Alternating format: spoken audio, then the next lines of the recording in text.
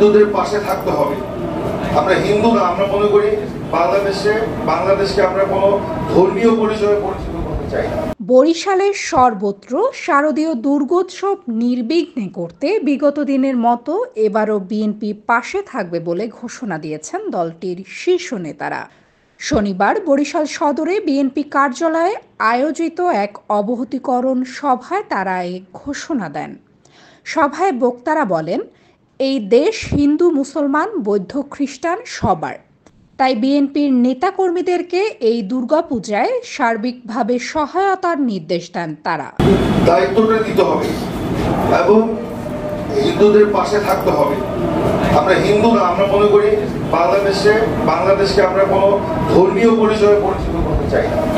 বাংলাদেশে হিন্দু আছে, বৌদ্ধ আছে, খ্রিস্টান আছে, মুসলমান আছে, গারো আছে, হাজং আছে, সমতলের মানুষ আছে, পাহাড়ের মানুষ আছে, সবাই আমরা বাংলাদেশি। আমাদের একে অপরের সুখ দুঃখে আমরা তাদের পাশে থাকি। বিএনপির নেতারা আরও বলেন, কেউ যাতে দুর্গাপূজায় কোনো অঘটন ঘটিয়ে বিএনপির ওপর দায় চাপাতে না পারে সে ব্যাপারেও দলীয় নেতাকর্মীদের সতর্ক থাকতে হবে। বিএনপির যেন বদনাম না হয় সে বিষয়েও সবাইকে সজাগ থাকার কথা বলেন তারা।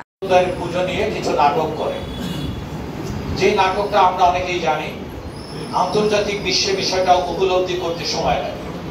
সেই জন্য আল্লাহর রহমতে আমরা জনাব তারেক রহমানের নেতৃত্বে এখন যারা রাজনীতি করছি, আমি মনে করি সবাই স্মার্ট পলিটিশিয়ান। আপনাদের যে বর্তমান কমিটিটা রয়েছে, আমার দৃঢ় বিশ্বাস এদের কোনো কমতি নেই। আপনারা এদের নেতৃত্বে পুরো বরিশাল মহানগরটাকে ইস্পাত কঠিন। আমরা এই পূজার ব্যাপারে আমরা গতকালকে মিটিং করেছি, আজকেও মিটিং করেছি, আগামীকালকে আমাদের হিন্দু সম্প্রদায়ের সাথে আমরা বসবো, তাদের কি অসুবিধা সুবিধা আমরা সব দেখবো এবং আমরা 30টি ওয়ার্ডে আমাদের নেতৃত্বে আমরা থাকবো, আমরা মনিটরিং করবো, সবার জায়গায় যাবো, কোথাও কোনো যাতে কোনো ভাগ না থাকে।